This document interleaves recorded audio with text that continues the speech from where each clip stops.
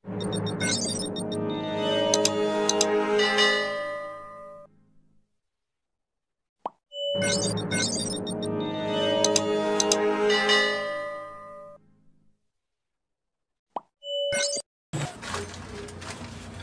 kayo guys sa YouTube channel natin. Sasagot tayo ng comment doon sa mga nauna nating video. So marami akong hindi nasasagot pa. Antayin nyo lang, okay? At sasagutin natin yan. Medyo busy lang tayo sa ngayon, okay? So ito yung comment niya. Ipapa-estimate ko lang po sana yung 6 meter by 8 meter. Yung kalahati, papaslab ko po. Steel deck ang gamit, saka ano pong bakal ang gagamitin, yung makakatipid pero hindi po makukompromise yung tibay. Maraming salamat po. So ayan yung ipapa-estimate niya. 6 meter by 8 meter. Tapos yung kalahati is ipapaslab niya. So ang kalahati niya is 3 meter by 8 meter. So ang estimate natin hanggang slab lang. Okay, hanggang slab lang at mga biga. Magmula pundasyon hanggang slab. So, dyan yung i-estimate natin, yung structure. Okay. Para mas maliwanag ito, isa-isahin natin yung mga materialis na gagamitin. Magmula sa bakal, simento, buhangin, graba, okay, steel deck. Bibilangin din natin kung ilan haba ng steel deck. Okay. Bibilangin muna natin. Pagkatapos, isasama rin natin para presyohan na natin kung magkano talaga ang kailangan mong budget para sa structure nito. Okay? At sa huli ng video natin, may bibigay ko ng konting idea kung paano kayo makatipid. So, umpisa natin guys. Pero bago ang lahat, kung bago ka sa YouTube channel ko, inanyayahan kitang mag-comment o mag-subscribe para updated ka kung may mga bago ang video. Okay? Kung may tanong ka, mas magandang i-comment mo lang sa video na ito. At kung nagustuhan nyo yung video natin, pwede nyo i-like. So, libre naman mag-like guys. Okay? So, ito na. Unahin natin yung bilang ng hollow block. Ang hollow block na kailanganin mo sa area nito, 2 kwarto, isang CR. Ang area is 6 meter by 8 meter is 977 pieces na hollow block. Okay? Isusunod natin yung kailangan nating mga bakal. Unahin natin yung bakal sa kulong at kulong puti. Pag sinabing kulong, poste at ang pundasyon ng mga poste. So ito na. Ang kailangan mong bakal para sa pundasyon mo at sa mga poste mo is 63 pieces na 12 mm. 12 mm ang gagamitin nating main bar. Tapos 6 na piraso. 3 dito, 3 rito. So 6 yan. Ang size ng poste mo is 20 cm by 25 cm. So, yan yung poste natin ha.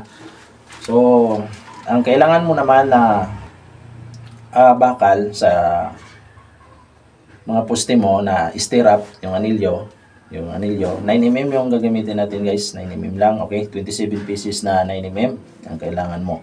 Ito na tayo sa pundasyon ng mga hollow block mo. Ang bilang ng bakal na kailangan mo sa pundasyon ng mga hollow block mo. Okay? Gagamit tayo ng 10 mm sa wall footing natin. At ang kailangan mong bakal na gagamitin sa pundasyon ng mga hollow block mo is 30 pieces na 10 mm. Okay? Ang gagamitin natin na vertical at horizontal sa pag nagasintado tayo ng hollow block is 9 mm lang.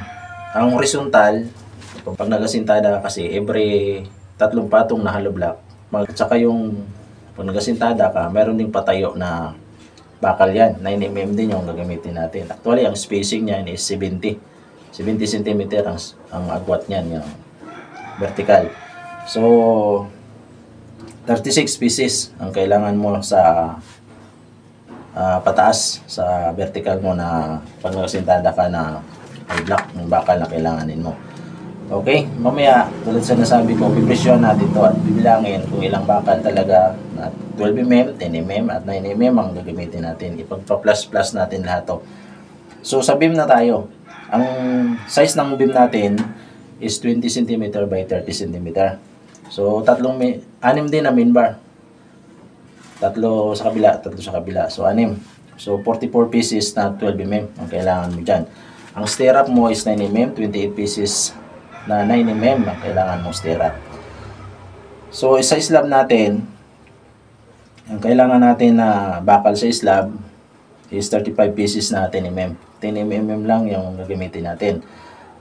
Tapos sa flooring natin, 35 pieces din na 10mm. Ang kwadrado ng bakal natin sa slab is 25 by 30. Okay, 25 by 30 cm. Tapos yung spacing naman natin sa flooring natin na bakal na 10mm is 50 cm by 50 cm. Okay? Sa iba nga dyan, hindi na nagagamit sila ng bakal. Okay? So, ang kailangan nating steel deck is 24 meters. Okay? So, sa nasabi mo, kalahati lang yung slab mo. Okay? Baka sa kalahati ka lang magsi-second floor. So, yan. 24 meters. Pag nag-order ka nito, sukatin mo muna yung dulo-dulo ng biga mo. Ibangga mo lang yung steel deck mo sa biga ng bakal mo, hindi sa kabila. Tapos yan, sukatan mo, tapos i-order mo lang yan. Para hindi na kayo mag-cutting pag nagsubra yan. Kasi mahirap yan pag nagsubra sobra lang ng mga kahit 1 inch, kakatingan mo yan. Kaya dapat sakto yung sukat mo bago mo siya i-order para salpak na lang kayo ng salpak. Okay? So mas tipid kasi pag steel deck kasi hindi na kailangan maraming toko dito. At saka hindi rin kailangan yung maraming bakal. Di tulad ng plywood lang yung gagamitin natin, maraming bakal ang kailanganin mo. Magdo-double layer ka doon sa bakal mo sa pag latag mo ng plywood. So ito isang paganon lang na bakal, tapos isang paganon. So okay, sa simento na tayo. Natapos na natin yung mga bakal at ganoon yung steel deck. So kailangan nating bilangin din yung simento na kailanganin natin. Ang mix ratio natin sa mga konkreto natin, sa mga buhos natin ng pundasyon, yung din sa mga haligi natin, sa poste natin at sa biga is class A tayo ha. 1, 2, 4. Okay? Isang simento, 2 buhangin, 4 na graba. So yan yung mix ratio natin para sa mga konkreto. Ang kailangan nating simento sa kulong puting, 14 bag. Sa wall puting, 20 bag. Sa poste o sa kulong is 14 bag. Sa beam, 23 bag. Okay? Tapos sa slab natin, ang kapal ng slab natin is 4 inches. Is 21 bag. Sa flooring natin is 21. O sa flooring natin, ang kapal nito is 2 inch lang ha. 2 inch lang ang kailangan natin. 2 inch to 2.5 inch. So 21 pieces o 21 bag na simento. Okay. Ang gagamitin natin na sa hollow block na simento sa mga mortar is 32 bag. Okay. Mamaya pagplasin natin to para malaman natin kung ilang bag ang kailangan nating simento. Ito na yung summary.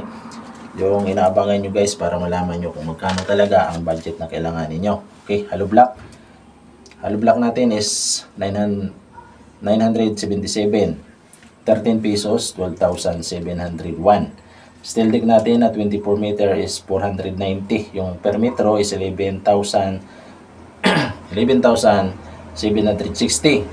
Yung 12mm natin, ang total na kailanganin natin 12mm is 107 pieces. So, kung babalikan natin yon pag nasundan nyo, i-plus natin lahat ng 12mm na ginamit is 107 pieces. 215 yung isa nito is 23,005. Ang 10mm, isang daang piraso, 100 pieces is 140 yung isa, 14,000. At ang 9mm natin is 122 pieces, 90 pesos yung isa, so 10,980. Kailanganin nating simento is 145 bag na simento, so 225. Yung isang simento, so 32,625. 11 cubic ang kailangan natin na buhangin. So, ang 11 cubic is 10,450. Ang kraba natin is 13 cubic. So, 15,600. So, ang total ng kailangan nating budget is 131,121 pesos sa structure. So, sa nabanggit lang natin, magmula pundasyon, flooring, poste, hollow block, hanggang slab tayo. Ito yung budget natin to. Hindi nabanggit. Kung hindi kasali rito tulad ng bintana, plastering. Okay? mga pinto, wala pa rito to. Makikita mo, structure lang, walang palitada at naka-slab lang. Yun yung 131,121 pesos na kailangan mong budget. Okay. Actually, hindi pa nga dito kasama yung mga sa formworks, sa mga pampurma mo, pampurma sa biga, ganun yung tukod natin, 2x2 sa slab, sa steel deck. Tutukuran din natin yung kahit konti lang, tukurin natin yun. So, ayan. Siguro, sa formworks no, at sa mga tukod, ang gagamitin mong panukod rito is kuko lumber na 2x3 by 12. Okay, mga 15,000 dagdag mo dyan sa kanina sa total na yon. At sa budget din natin sa hagdan. So sa hagdan is mga 15,000 din. Tansyado. So yan, yun yung tansyado natin dyan. Kasi sanay tayo sa mga tansyahan. So yan guys. Sa panito sa labor, kung sino yung papagawa nyo, sila nilang bahala nito. Pero pag sa akin ito, 45% ako nito. Kung ako matanongin nyo, kaya ako papagawa, mga 45% ko lang ito hanggang 50%. Depende sa lugar at depende sa mga presyo ng materyales. Okay? Depende sa area ng pinapatayuan mo, maaaring tumaas pa. O kung magandang area, medyo bababa pa. So 45 to 50%. So yan guys. Kung bago kasi yung channel ko at nagustuhan mo to, paki-subscribe na lang ang channel natin guys at paki-like na rin. Okay?